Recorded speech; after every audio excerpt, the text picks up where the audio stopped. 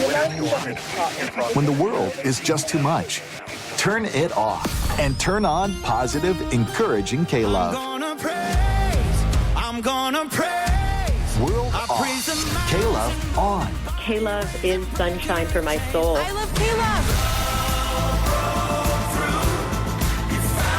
Listen now on your radio, online, or on the free K-Love app. K-Love makes me feel so good. Positive, encouraging K-Love.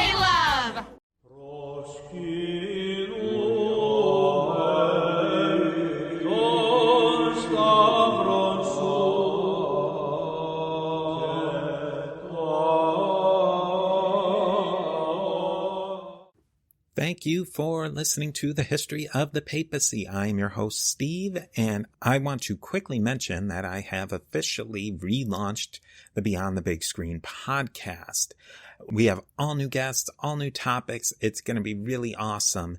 And if you want to learn more, you can go to beyondthebigscreen.com and you'll be able to. And if you go to your favorite podcatcher of choice, Apple Podcast, iTunes, you'll be able to subscribe there. And I would definitely appreciate you leaving a rating and review on Apple Podcast for the History of the Papacy and Beyond the Big Screen, because it'll really help more people learn about both shows. I'd like to quickly just mention that you can join us on Patreon. There's 4 great levels. You can go to patreon.com/history of the papacy to learn more about each of those. But before we go too far, let me thank our Patreons on patreon.com/history of the papacy. We have Roberto, Joran, William, Brian, Jeffrey, Christina, and John at the Alexandria level. We have Doppel, Paul, Justin, and Lana, who are all magnificent at Constantinople. And reaching that highest level of prestige, that of the See of Rome, we have Peter the Great. And I'd also like to welcome a brand new Patreon at the Antioch level, Sean. So Sean, thank you very much for joining us. And if anybody else, a great way to support the show is through Patreon.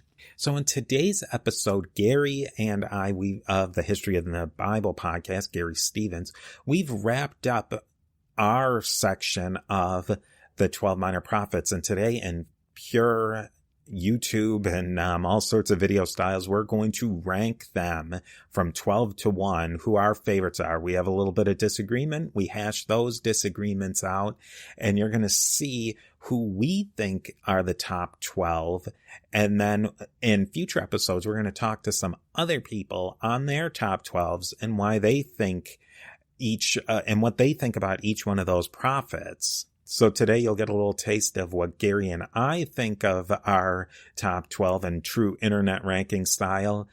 Then this is a great time to send in your questions and comments as well. And maybe you think that one of these prophets should be at a different place, but we'd love to hear. So I just want to thank everybody for listening, and we will talk to you next time.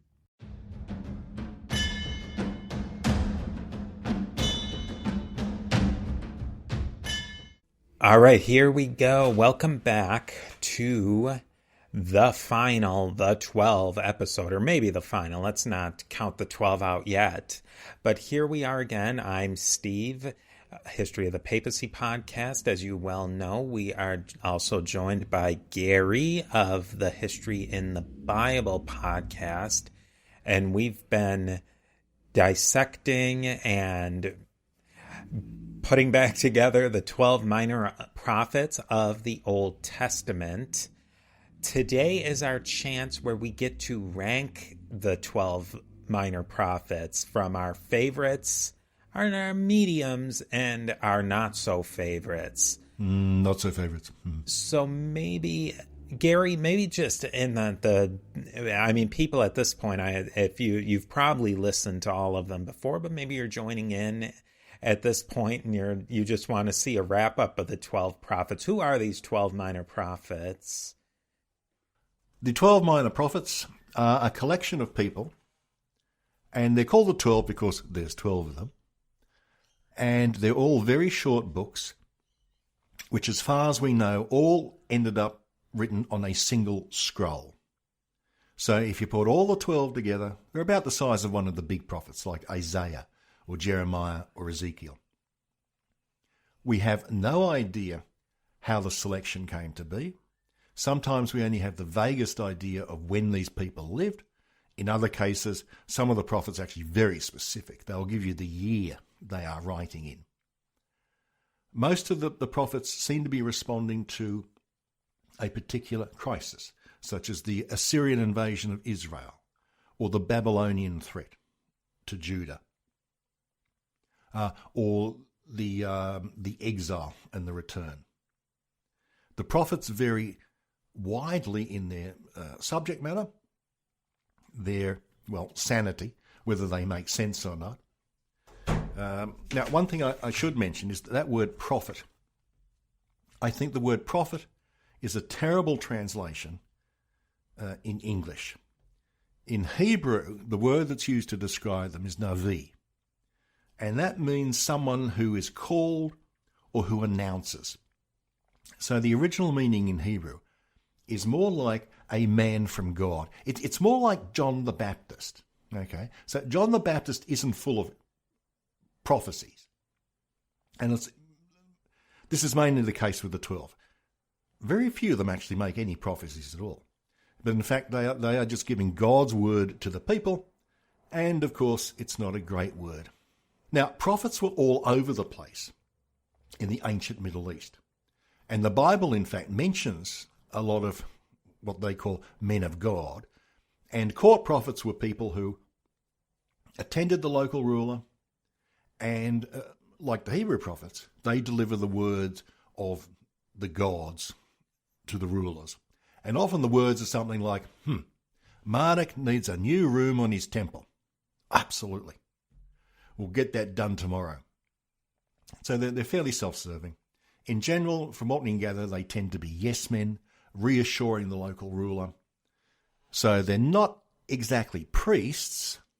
They have a different function. They're more secular, and they work in the community. And the Hebrew prophets are pretty much like them. Although, as it turned out, the Hebrew prophets became much more central to Israelite and Judean society than the Mesopotamian prophets. Anyway, that's the intro to the prophets, I think. Does that do? So it really seemed these prophets are entirely different than a prophet like the Oracle of Delphi, who's kind of getting what the gods say, thinking about it, and giving you something that maybe will happen in the future or some bizarre interpretation. These guys, the 12 minor prophets, the prophets in general in the Old Testament, they're getting the straight scoop from upstairs and telling it to the people, because kind of if you think about it like theologically, according to the Old Testament, if God's omnipotent and he can see the past, see the future, see the present, then whatever he's saying has to be the straight scoop. There's no interpretive or through this minor prophets. They're saying what they've, unless they're not interpreting it correctly, and then why would they put it in this book? Now, as I said, we have no idea how they came to be chosen. And as you'll find out soon, we think that some of them maybe there were better candidates out there. We have no idea how many prophets actually wrote books.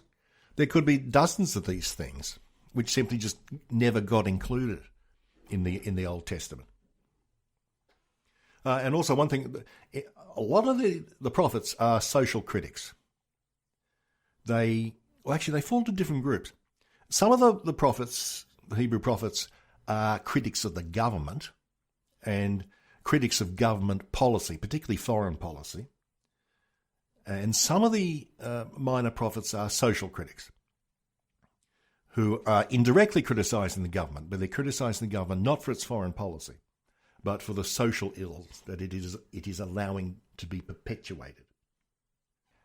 I think the 12 minor prophets, that's a really interesting point that you bring up, is that with the 12 minor prophets, they really do seem to have this connection to Christianity. And I think that I started to understand more about that early Christianity is really pulling something different out of the Old Testament.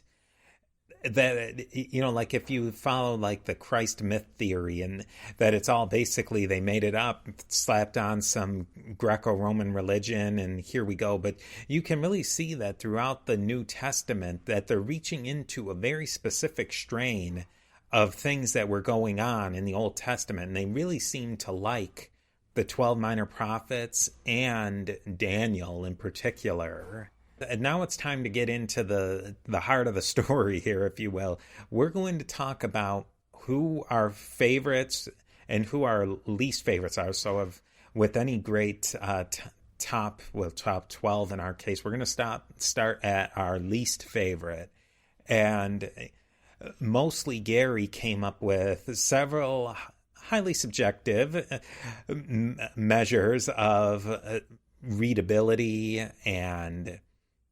intelligibility, affability, bonkerosity, relevance to our times, length, resonance of themes in common with other prophets, and use of exotic symbolism. So those were really that was the rubric we used to judge these prophets.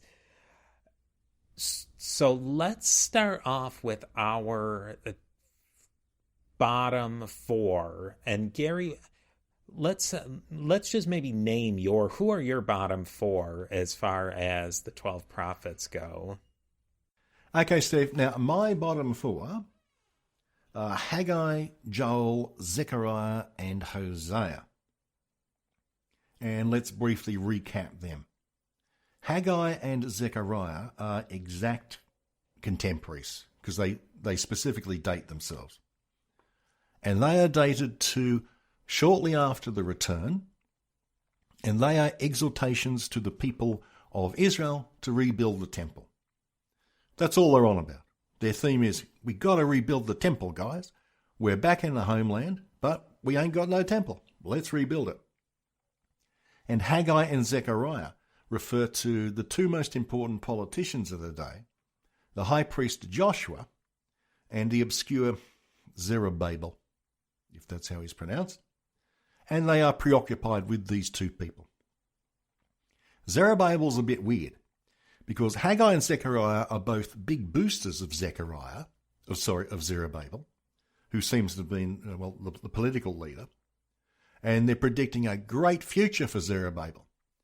But Zerubbabel just disappears. Poof! In the narrative. So these predictions of the future didn't happen too much. So I'm putting Haggai and Zechariah into my bottom four because they're talking about a very specific political situation in a very short window of time. And to me, it's like they're not relevant to today. They're not that interesting. Now, I think you have them in your bottom four, don't you? So definitely Zechariah and Haggai made it to my bottom of the list. And it's really for the same reasons that you said, is that it's a Zerubbabel or Zerubbabel, if you prefer. It seemed very specific to the time, and then they overlapped each other so much. It's like, it just didn't really stick with me. I think the only thing that gives Zechariah an honorable mention is that he has a couple of really interesting scenes in there. And I know we quoted these in other episodes, but there's the clean garments of the high priest where Satan and God are judging the high priest Joshua, and the scene just comes out of absolutely nowhere. And then the flying scroll of the gigantic flying scroll, which I thought that might almost bumped Zechariah into middling status, but it still kept him in the bottom for me. Yeah, I'm just not impressed with either of them.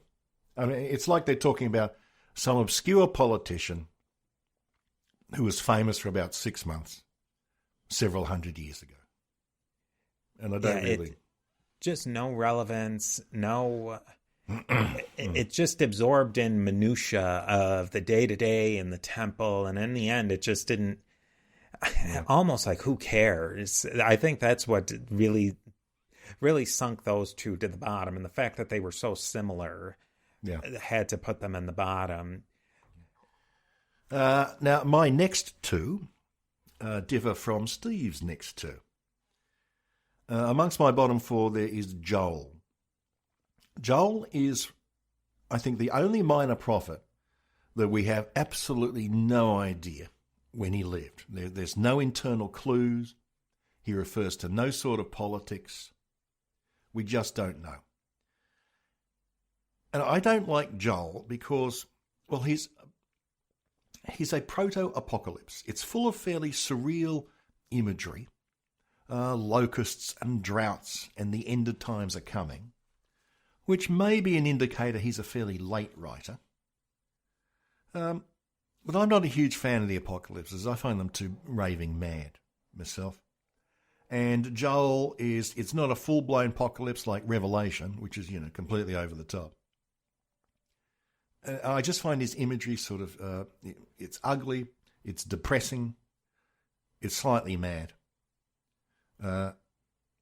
So that's my third of the fourth. And the other one that I put in is also Hosea. I just can't stand the man. But we'll get into that later. So what are your other members at the bottom for?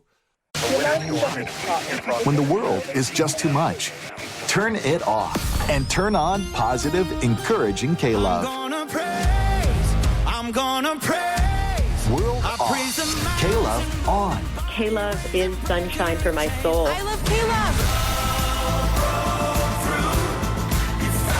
Listen now on your radio, online, or on the free K-Love app. K-Love makes me feel so good. Positive, encouraging K-Love.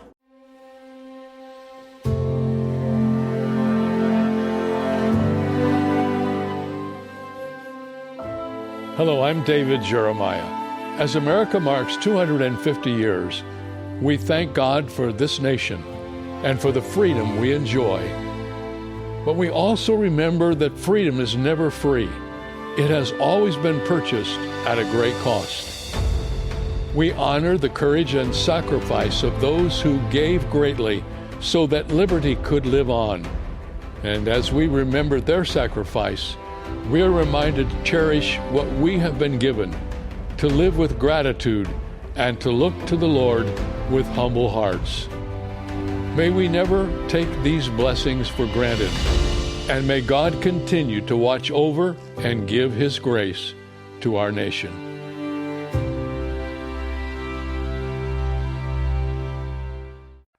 All right, so my two bottoms of my bottom four are Nahum and Obadiah. Now, Obadiah, he's the shortest book in the entire Bible, New Testament or Old.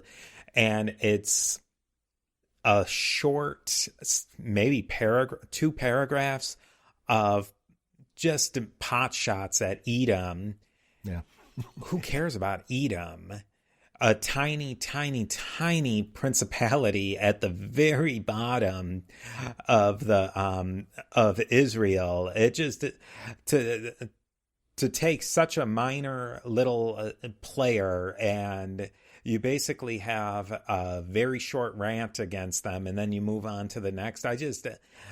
I don't understand why Obadiah is there. It's too short. I don't see the point in taking these pot shots at Edom. I mean, Edom was just trying to survive like the next guy. It just, to me, it could have been cut out, and we would have been fine without Obadiah. Yeah, I mean, Obadiah it's just a nasty little rant against a bunch of people he doesn't like, isn't it? I rated him a bit higher, but yeah, Obadiah, yeah, I'll give you that. He could easily be in my bottom four. And then my second divergence, at least, and he ranked high. Nahum was almost in the middling category. It's just that Nahum wasn't very exciting. The plus you could give is his was the first, if I'm not mistaken, that was outside of Israel. He talked a lot about Nineveh, but it was just to me, it was kind of, Nahum was disjointed from the whole rest of the 12, and he just didn't seem to fit in, and that's why I threw him to the bottom. I can understand that. Yeah. Nahum is basically just a rant, a gloat, about the fall of Nineveh, the capital of Assyria. So it was obviously written shortly after that event. It's got nothing to do with the ancient Israelites. It's not really talking about God. It's just sort of snidely whiplash, twirling his moustaches, walking over the bones of his defeated enemies. It's not uplifting, is it? So now here we come to the tricky part. So it seems like we might be able to come to a compromise with Obadiah. And so our difference is Nahum, Joel, and Hosea. Yeah. Who do you, are you willing, is there one of them that you might have to drag your feet on to keep in the bottom? I absolutely want Hosea at the bottom. I know we disagree about this. No, I cannot stand Hosea. I will not remove him out of the bottom four. I might let Joel go because he's sort of harmless. Let's talk a little bit about Hosea, because Hosea is a tricky prophet, that one. Hosea is our first prophet of either any list you go by, the Septuagint list or the Masoretic text list. He's the first, and he starts off with a bang. The short story on Hosea is that he is a minor prophet, of course, but God basically tells him to marry a harlot, and it goes downhill from there. Yeah. And that's the high point. Yeah. And the whole story is basically that Israel is the harlot. And besides that metaphor or analogy that they're making between Israel and the harlot, they really run down Hosea's wife, Gomer, and their children. So I'm thinking that that's where your disagreement with Hosea comes from. And now a word from our sponsors. And the names of his children. It's something like the Hebrew words translate as something like, I hate you, and you bastard, or something like that. And they're just... I don't like the imagery. Okay, I can see he's God is trying to make a point, because God is a jealous God about Israel's harlotry, but I don't like the way it's done. I don't like the inherent misogyny in it. I actually looked up the other day. How many times are prostitutes referred to in the Old Testament? It's about 100 times. Doesn't that seem a lot for a holy book? A little bit of preoccupation going on here? I just don't like that aspect of it. So, I just don't like Hosea. It's really interesting because if you're coming into reading the book blind and you don't have any context for it, it sure does seem from that first section that it's not metaphorical. No. And then you read on and you can see, okay, yeah, that's probably a metaphor, but they never do really spell out that it is a metaphor, that Gomer and that these names that they give for the kids are metaphorical. I could see putting Hosea towards the bottom just for that point alone, that they never really do. It's never spelled out that, okay, that this is what we were doing. You kind of have to read between the lines to backdate that first whole initial couple, at least a chapter, is just an analogy for Israel. But you have to admit, if you were the least literally minded about reading the Bible, you'd take it literally, wouldn't you? Yeah, for sure. So that's the bottom four covered, isn't it? So I did a little consolidation here of our bottom four in no particular order. Hosea, well, I guess we could say pretty safely our two individual bottom fours are Obadiah and Hosea. Yeah. And then we both agree Haggai and Zechariah. Not terrible, just not great. Yeah. And I'm willing to put Obadiah in the very bottom four, because I got him in number 8 at the minute. So our consolidated bottom four, starting at 12, Hosea with a close Obadiah, Zechariah, Haggai, and Yeah. Zechariah and Haggai probably interchangeable at this point. Okay, that's cool. That's our bottom four. And let's go to our middling prophets. These were the prophets we did not have strong opinions of one way or the other. So maybe I will start with my middle group. And for my middle group, so now Hosea's got cut from my middle group, but I have Habakkuk, Zephaniah, and Malachi. And really in no particular order. I did rank Hosea a little bit higher, but since Garry convinced me to throw him to the bottom. So my basic reasons, Hosea, I had him as a middling, but I was able to be convinced to put him to the bottom, as he's really, his language was problematic in how we speak today. It was, if it was purely a metaphor or analogy, it just didn't come off well. Habakkuk has a great ship named after him, but the book of Habakkuk wasn't memorable to me, although it was very influential on Christianity, so the book definitely had some staying power. Zephaniah, some say that maybe there was a USS Zephaniah at one point, but as far as a book, it had some influence with the later tradition, but just not a particularly memorable book. And my last middling book was Malachi. It was the last book of the Old Testament, and the next book, if you have a New Testament, Old Testament, a Christian Bible, if you will, it jumps right to Matthew. And my issue with Malachi is there's really no transition to the New Testament, and I think that there is something that seems like it's missing, and Garry will have something to say about that there maybe was a transition between Malachi and the New Testament. So Malachi was traditionally held to be the last minor prophet and the last written book in the Old Testament. That cannot possibly be right. We're not really sure, I suppose, about the poetic books, about whether bits of Psalms were written at this time or that time, or Lamentations, etc. But a good candidate for the last written book of the Old Testament is, of course, Daniel, because it has a whole collection of prophecies which clearly refer to the Hellenistic kings, and would have to have been, at least those parts of Daniel, had to have been written at least a good century after Malachi.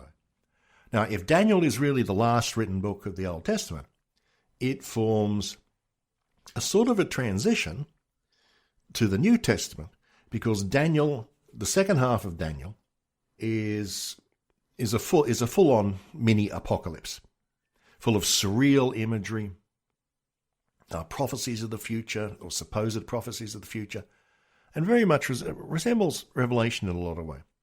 So if we accept Daniel as the last book, then that would form a suitable end to the Old Testament. But of course, in tradition, you cannot accept Daniel as the last written book, because the first half of Daniel says it's written by a guy who lived during the Babylonian exile, when manifestly it was not written by such a person. Wait, so, the one thing with Malachi is it's written in the 500-ish, and it just seems strange that there's nothing written, that there would be nothing written between 500 and, say, 500 BCE and 50s, 60s-ish CE. Well, there was buckets of it, but not canonically. Yeah, non-canonically. It's now called the parabiblical literature, and I have got 2 volumes of it, and there's about 3,000 densely packed pages of it. There were dozens of these things, which were, of course, some of them were uncovered in the Dead Sea Scrolls. Some of them were used by the Ethiopian Jews and the Ethiopian Orthodox Christians. But not one single one of these documents made it into the official Old Testament. Not one of them. If you'd actually put all this literature that we have into the Old Testament, you would easily triple its length, the length of the entire Old Testament. But for some reason, someone said, okay, Malachi, right, that's a neat way. We'll tie him off with Malachi and we'll forget everything that's written afterwards. So Steve and I agree about Malachi and Zephaniah in the middling middle. I also included Obadiah in the middle, but I'm happy to drop him to the bottom list. And I also included in the middle Nahum, who you put into the bottom list, didn't you? Yeah, he sunk to the bottom. Yeah. I put him in the middle. Well, there's only so many people you can put at the bottom. I put Nahum into the middle, even though it's just a gloating description of Assyria. But I'm happy to... I mean, all these guys in the middle, you can shuffle them around, can't you? Nahum rises to the middle. Nahum rises just barely. Hosea sinks to the bottom. Blah, blah, blah, blah, blah. Now, Habakkuk was one of my middlings. Oh, okay. I put Habakkuk at number 4, so he just barely... So we'll have well, maybe we shouldn't say, forget I said that, but we'll have a little controversy. So we're going to put Habakkuk in the penalty box right now, and then we will get to him and see if he really does have a rightful place in the top 4. Okay. And speaking of the top 4, let's get to the top 4, and then I think that'll be able to settle out our middle. Yeah. Okay, so now we've got the middle. The middles is still a little shaky, but let's take a look at our top 4 now. Gary, who were your top 4? My top 4, and I'll actually list them in order: Jonah, Amos, Micah, and Habakkuk. I really love Jonah.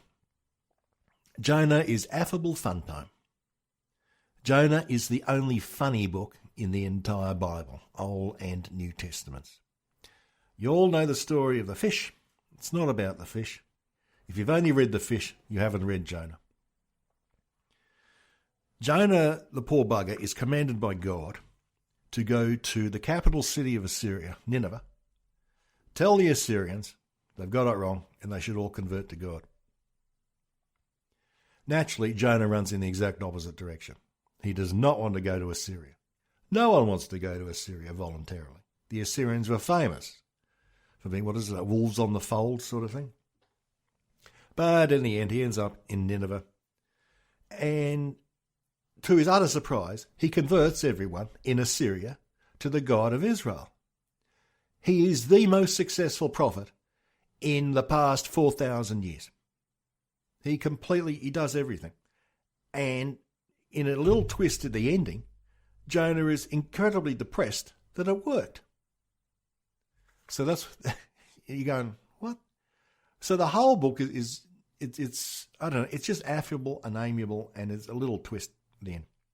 Second one for me, Amos. Amos is one of the earliest prophets, lived maybe a little bit after Hosea, prophesies in the northern kingdom of Israel. Amos is really big about social and political life. He's not talking about religious stuff. He is concerned with equity and social justice. And in fact, he attacks empty piety. He hates people like the priests who walk around saying, literally, I am holier than thou. So I love Amos for that. Micah is another prophet I like because of his general themes of social justice. He speaks for the rural poor, and it's probable that he actually was, a rural person himself. Micah attacks the government and cities in general as corrupt institutions who oppress the poor. So here's my third one. And my fourth one is Habakkuk. Because his theme, again, is a social justice thing, or no, it's a theological issue. He's mainly about why does God not prevent injustice? So those are my top 4. My top 4 were pretty close, and I don't think we said this. So we did these ratings independently, and I think it's interesting that we're fairly close on these. I picked Jonah as number 1. I think Jonah's a story, and I think I can see why Jonah, except for that last little bit, it makes it into every Sunday school class. He's especially that beginning section where he's on the boat, he decides, I'm not going to Nineveh, I'm going to the exact opposite direction. He doesn't paint the side characters as jerks. They're honestly painted in a very nice way, that they don't want to blame this all on Jonah, even though it is Jonah's fault. And then they finally do toss him overboard. But that's kind of what Jonah's in on that one. He's on board on it. The big fish is fun, which we talked about in the episode, that it probably wasn't a whale. And I think that the author was having fun with the big fish. And then the ending is great. It's the best ending of all the 12, no doubt about it. Amos gets number 2 for me because it's just a rollicking narrative. It's just one thing after another, after another, after another. I also like his really detailed plan of almost genocide against the Philistines. I mean, he lays it out in complete detail, and he hates him some Philistines.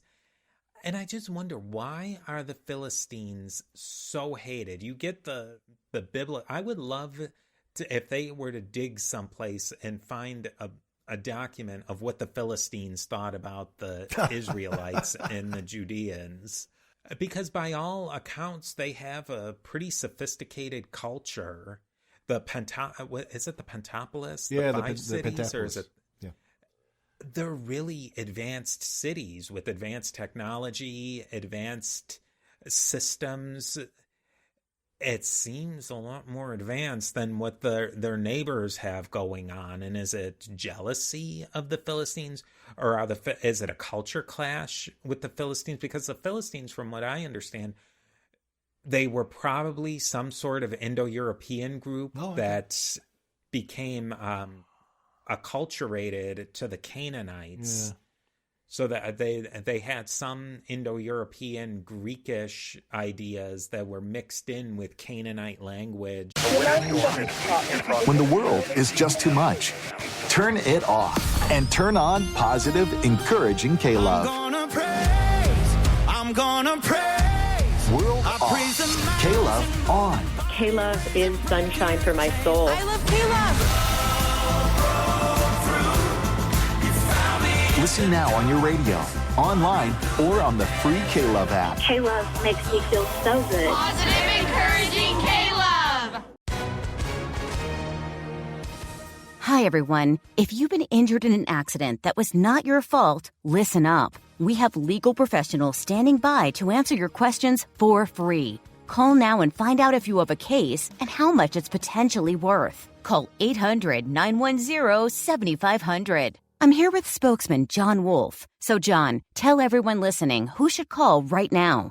Well, Maria, first off, thank you for having me here. It's always nice to answer the listeners' questions.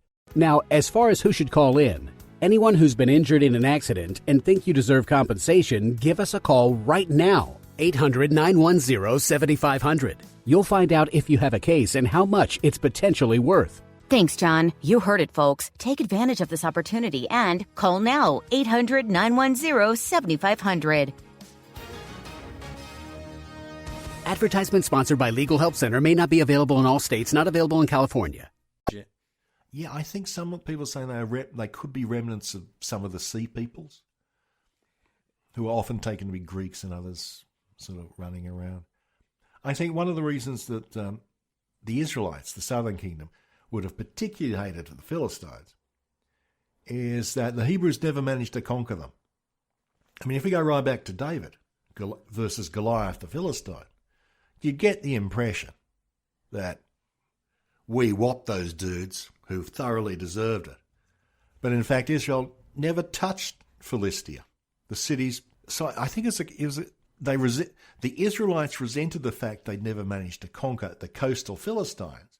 And because of that, the little southern kingdom of Judah never had a Mediterranean coast. Unlike the kingdom of Israel to the north, which could transport things across, the Mediterranean coast. So I think it's just maybe sour grapes. Yeah, so that's my theory. The northern kingdom did have a little sliver of the Levant in between Lebanon. Yeah, fairly big chunk, actually. Yeah. They had the coast, and to the north of them were the Phoenicians. That could be their gripe against Edom, too. Yes. Edom was connected those trade routes between Saudi Arabia, points eastward, and the Red Sea in Egypt. So that could be a reason that they wouldn't be big fans of Edom either. That's true. I think the little kingdom of Judah was just resentful that it was such a puny, podunk little kingdom, surrounded by equally puny little kingdoms, and they just didn't like each other. So I talked about my thoughts. So it's Micah. He is interesting to me, and he made it into my top 4 because of that whole God suing Israel. I like that. Maybe God and Israel should have sought some sort of arbitration. I also like the language in chapter 6, verse 14. And okay. So I don't know why this particular verse stuck with me, but it's chapter 6, verse 16. You will eat, but you will not be satisfied. Your stomach will still be empty. You will store up, but save nothing, because what you save, I will give to the sword. You will plant, but not harvest. You will press olives, but not use the oil. You will crush grapes, but not drink the wine. And then there's some other stuff about Omri and Ahab and all these different things. But it ends up with, you will be the scorn of the nations. And that's a really powerful verse, that you're going to do all these things, but you're not going to reap any of the benefits of them. And I thought that was a really powerful part of Micah. Where we kind of go our separate ways here is with, and he actually was my bottom one, is Joel.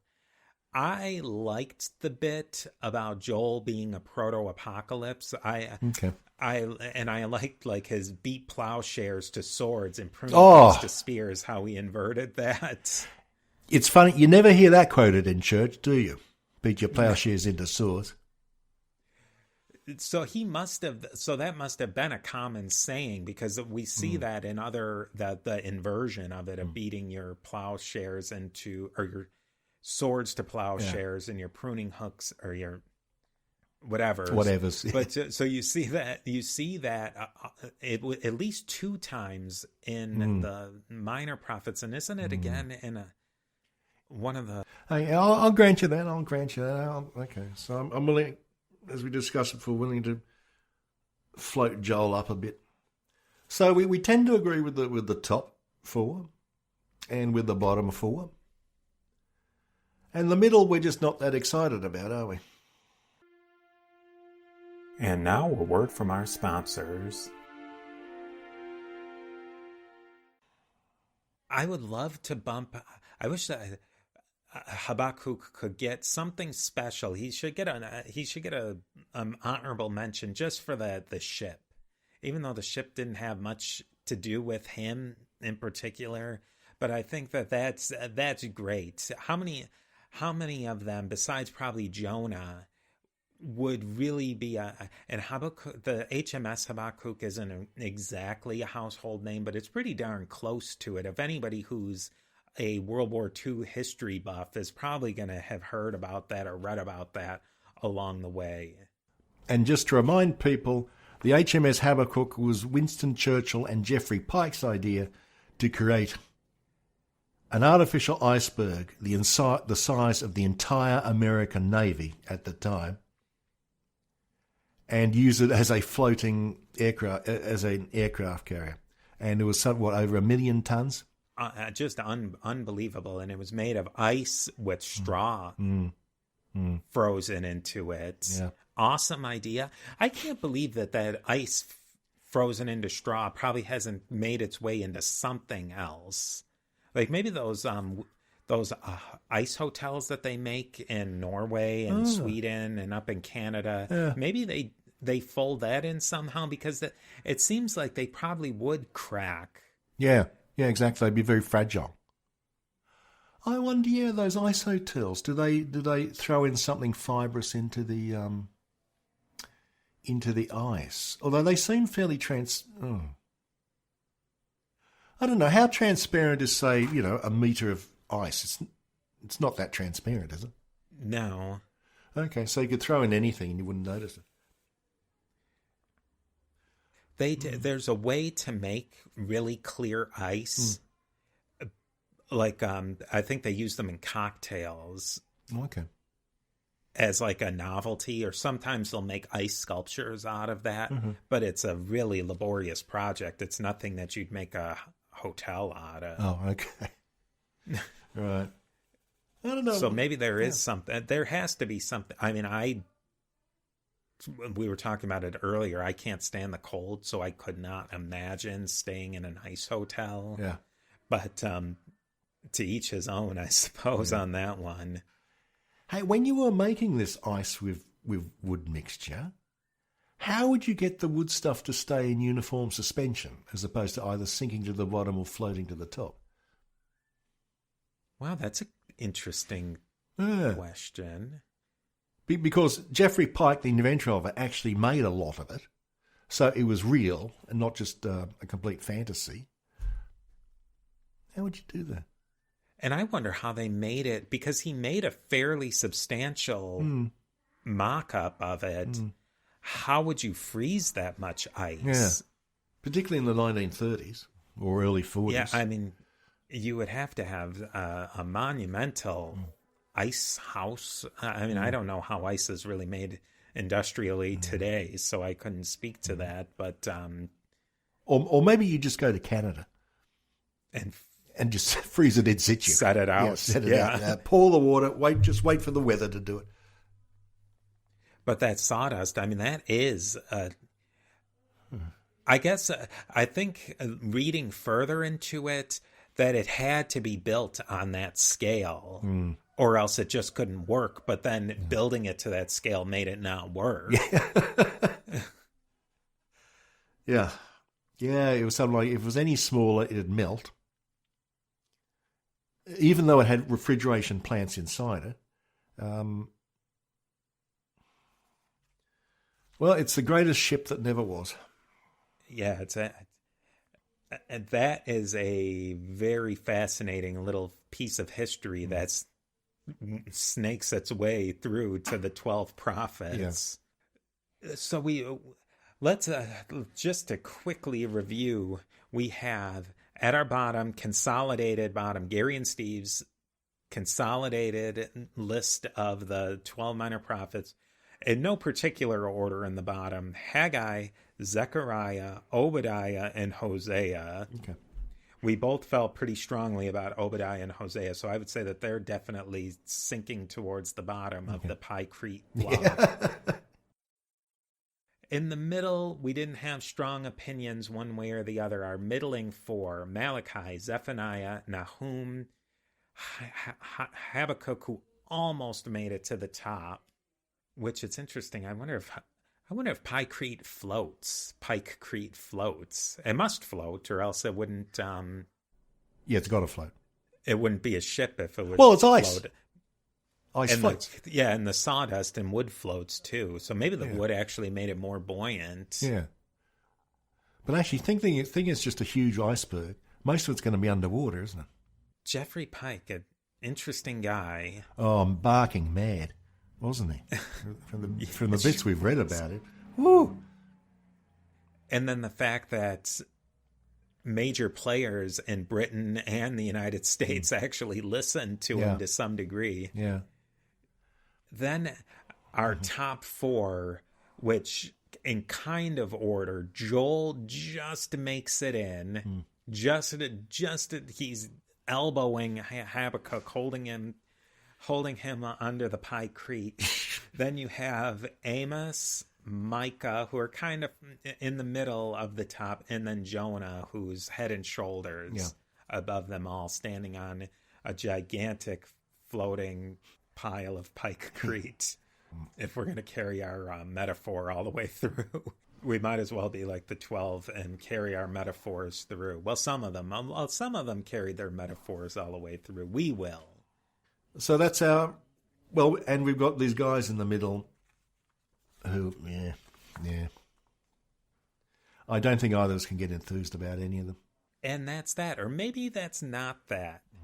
We may have one more episode in the works for you.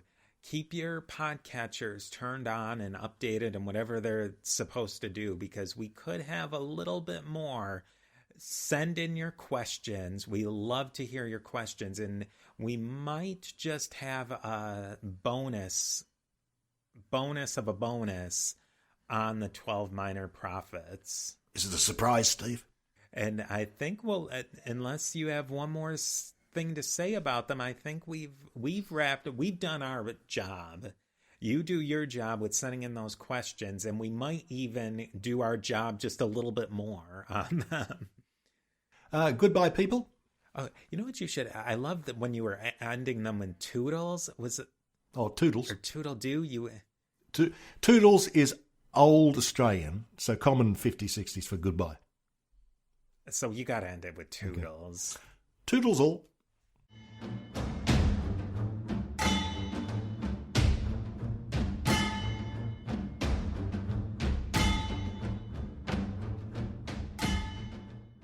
Other ones. Yeah, it's in one of the biggies. But so for him to invert that, I liked that. I thought that was nice style. He could have come up with his own thing, but he decided to take that and run with it. Yeah. When the world is just too much, turn it off and turn on positive, encouraging K-Love. I'm gonna praise. World off. K-Love on. K-Love is sunshine for my soul. I love K-Love. Listen now on your radio, online, or on the free K-Love app. K-Love makes me feel so good. Positive, encouraging K-Love. The Historical Jesus Podcast is the sweeping saga of the life and times of Galilean Jesus of Nazareth, as well as the faith, religion, and church founded to honor and disseminate his acts and teachings. Join me, Mark Vinette, on this fascinating journey through time, exploring the many great works of Christian theology, literature, architecture, music, and art inspired by the words and deeds of Jesus Christ.